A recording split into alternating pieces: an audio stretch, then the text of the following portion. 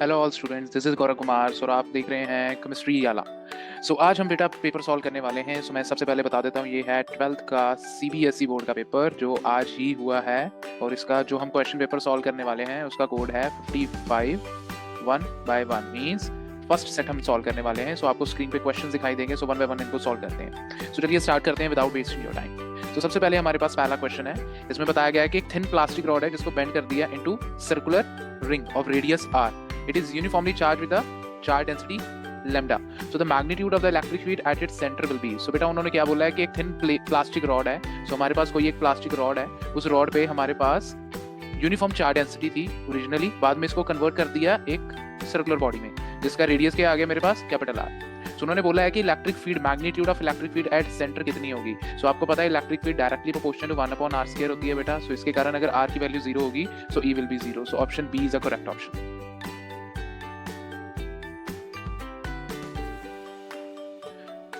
Moving to next question. Next question है हमारे पास second. Second question में देखिए क्या बताया गया है। सेकंड क्वेश्चन में उन्होंने बोला है कि 10 कैपेसिटर्स है जिनकी ईच कैपेसिटेंस कितनी है 1 माइक्रोफैराड। ये सब किस में कनेक्टेड है, पैरेलल में। ये किस सोर्स के साथ लगे हुए हैं, 100 वोल्ट के सोर्स के साथ। Total energy stored in the system will be equal to.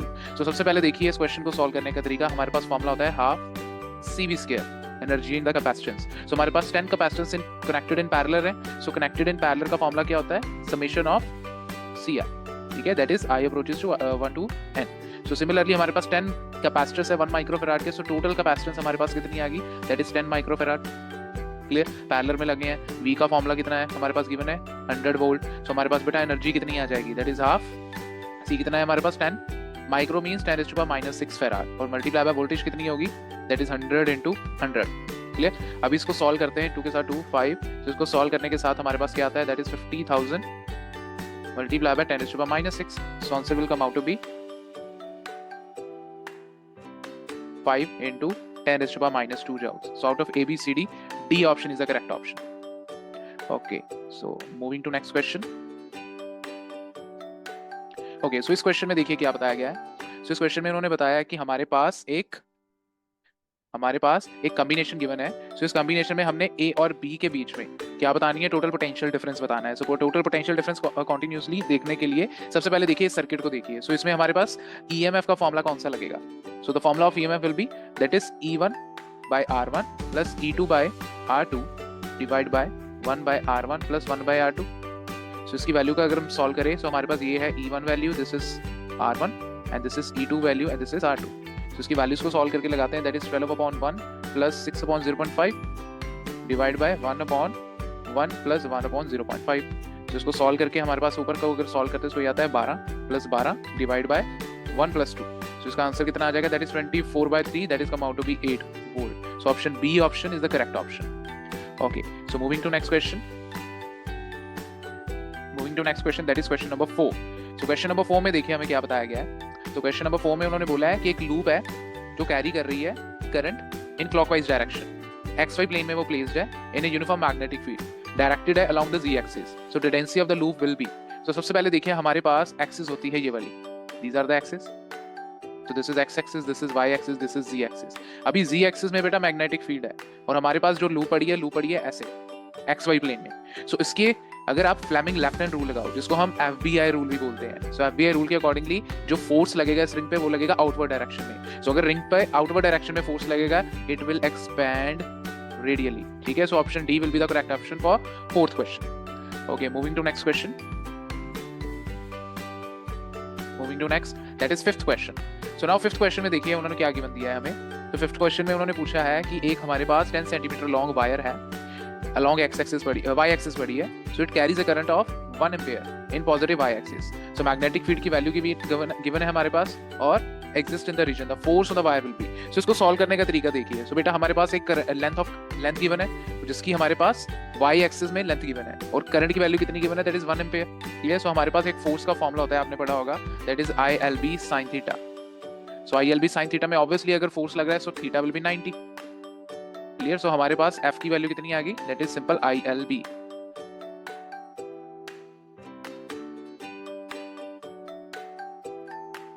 Okay बेटा, सो हमारे पास नेक्स्ट क्वेश्चन है, fifth question. So fifth question में उन्होंने पूछा है कि एक 10 सेंटीमीटर लॉन्ग वायर है, लाइज है वो वाई एक्सिस में, it carries a current of 1 ampere और in Y axis direction, positive Y axis. So magnetic field हमारे पास जे और के कंपोनेंट में गिवन है, तो हमने बताना है कि फोर्स ऑन वायर कितना लग रहा है। सो बेटा हमारे पास फॉर्मूला होता है फोर्स का, F is equal to I L B sine theta.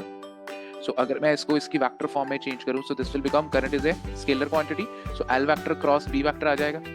Clear? So हमारे पास अभी एल की वैल्यू जो गिवन है, एल की value in terms of Y axis है, दैट मींस अगर मैं इसको वैल्यूज को लिखूं, सो आई जे कैप गिवन है मेरे पास। क्लियर? सो दूसरी तरफ अगर मैं देखूं, मेरे पास मैग्नेटिक फील्ड की जो वैल्यू है, सो बेटा मैग्नेटिक फील्ड की वैल्यू है 5 मिली टेस्ला जे कैप माइनस 8 मिली टेस्ला के कैप। क्लियर? सो ये दोनों क्या है, क्रॉस प्रोडक्ट निकालना है। सो क्रॉस प्रोडक्ट के लिए हमारे पास क्या होता है, दैट इज डिटर्मिनेंट को ओपन करते हैं आई कैप, के कैप और जे कैप। सो इसको सॉल्व करके हमारे पास क्या आ जाएगा, सो इसकी वैल्यूज को अगर हम लगाएं, सो जे कैप है 0, that will B 10, that will be 0 for the length, and magnetic field के हमारे पास क्या आएगा, दैट इज 5 मिली टेस्ला, और 5 एम लिख लो इसको। जे की वैल्यू सॉरी इसको हम एक बारी, यहाँ पे है 0 बिकॉज जे एक्सिस का कंपोनेंट है ना, so that will be 5 M, and जो हमारे पास k component that will be 8 M. Clear? So इसको सॉल्व करने के बाद अगर आप इसको सॉल्व करोगे सारा, ठीक है, डिटर्मिनेंट मेथड का फॉर्मूला लगा के, सो आपके पास जो आंसर आएगा, that force will be minus of 80 milli Newton, and that axis will be in I axis. Clear? So हमारे पास the D option out of these four is the correct option. Exist in the region. बेटा एक चीज समझनी है, जो हमारे पास होता है डिस्प्लेसमेंट करंट, जिसको हम ID से भी डिनोट करते हैं, this is a time varying current, time varying current. अगर ये टाइम वेरिंग करंट है, सो इलेक्ट्रिक फील्ड भी जो होगी, जो हमारे पास इलेक्ट्रिक फील्ड होगी, इलेक्ट्रिक फील्ड भी हमारे पास टाइम वेरिंग होनी जरूरी है। ठीक है? सो अगर हमारे पास इलेक्ट्रिक फील्ड भी टाइम वेरिंग है, so out of these 4 options जिसमें हमारे पास electric field function of time period आएगी, so that will be the reason first. So option A will be the correct option for 8th question. Moving to the next question, that is 9th question. So अभी 9th question को solve करते हैं। सो 9th question में उन्होंने क्या पूछा है, regarding Balmer series. So 9th question का उन्होंने क्या पूछा है, regarding Balmer series, and they says कि हमारे पास transition of electron in second spectral series of Balmer series. So अभी बाल्मर सीरीज जो होती है, बाल्मर सीरीज के लिए हमारे पास क्या होता है, बाल्मर सीरीज में इन्फिनिटी से n इज इक्वल टू 2 में मैक्सिमम इलेक्ट्रॉन जंप करता है। सो इसमें 2, 3 सभी इंक्लूड हो जाते हैं। सो उन्होंने पूछा है कि सेकंड स्पेक्ट्रल सीरीज कौन सी बनेगी। So for second spectral series, for second spectral series, so second spectral series के लिए हमारे पास ni और nf की वैल्यू जो होगी, दैट विल बी, nf की वैल्यू होगी 2 और ni की वैल्यू कितनी होगी 4। सो जो फोर्थ सबशेल्स होगा, फोर्थ सबशेल से सेकंड सबशेल में जो इलेक्ट्रॉन जंप करेगा high energy level to low energy level, वो हमारे पास कौन सी रेडिएशन देगा, बाल्मर सीरीज की h म्यू की वैल्यू प्रोवाइड करेगा। ठीक है? So out of these 4 for 9th question, C option is the correct option. Okay, so moving to next question. Next question is your 10th question. So in 10th question they have says GE is doped. So जो हमारे पास germanium है उसको हमने doped किया arsenic के साथ। Clear? So due to the doping, so अभी हमें पता है जो आर्सेनिक होता है पेंटावेलेंट, पेंटावेलेंट। सो आर्सेनिक अगर पेंटावेलेंट है, पेंटावेलेंट वैलेंसी में क्या होता है, हमारे पास n टाइप सेमीकंडक्टर बनते हैं। सो अगर n टाइप सेमीकंडक्टर बनेंगे out of A B C D, so अभी देखिए बी ऑप्शन क्या लिखा है, the number of conduction electron increases. Obviously हमारे पास इलेक्ट्रॉन का नंबर इंक्रीज होगा for making of n type of semiconductor. So 10th का ऑप्शन कौन सा आएगा, B option is the correct option. Okay, moving to next question, that is your 11th question. 11th question में देखिए, 11th question में हमारे पास क्या गिवन है। सो 11th क्वेश्चन में वो कह रहे हैं कि 2 बीम्स है हमारे पास, A और B फोटोन्स की, इनकी एनर्जी गिवन है।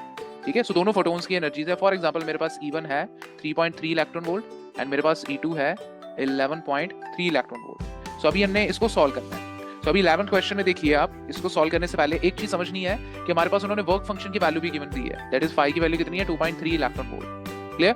सो beam A to that due to beam B, so हमने क्या निकालना है, that is maximum ratio of speed. So हमने V की value for first to the V की वैल्यू ऑफ सेकंड की रेशियो निकालनी है। सो बड़ा सिंपल है बेटा, हमारे पास फॉर्मूला होता है that is E is equal to V plus 5।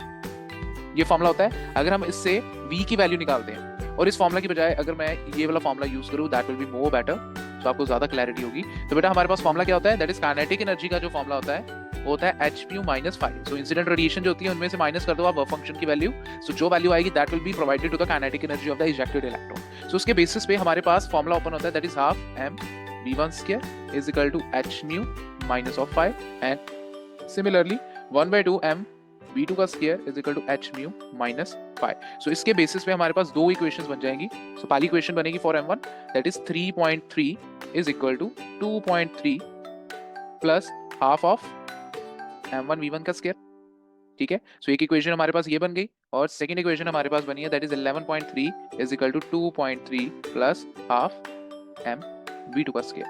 अभी इन दोनों की वैल्यू को अगर हम सॉल्व करते हैं, सो एक चीज समझनी है हियर, v1 की वैल्यू आएगी दैट आफ्टर सॉल्यूशन कितनी आएगी 2/m, एंड v2 की जो वैल्यू आएगी दैट विल बी v1 के स्क्वायर की value. So that will be, अगर v की वैल्यू निकालते हैं सो v की value will come out to be under the root of 2/m। और सिमिलरली अगर हम v2 की वैल्यू निकालते हैं सो v2 की value is come out to be 3 times under the root of 2/m। अभी अगर मैं इनकी रेशियो निकालूं v1 बाय v2 की, सो v1 बाय v2 की रेशियो को सॉल्व करने के बाद हमारे पास क्या आएगा that is 1/3। So out of ABCD C option is the correct option for 11th question. Alright, moving to next question, that's your 12th question. So in 12th question what they have asked that if or the wave associated with a moving electron and a moving photon have the same wavelength, so उन्होंने पूछा it implies that they have the same। so बेटा आपने क्या de Broglie wavelength का relation पढ़ा होगा। so de Broglie wavelength ने क्या बताया था हमें कि लैम्डा की वैल्यू h/mv के इक्वल होती है। क्लियर। सो mv क्या होता है यहाँ पे मोमेंटम,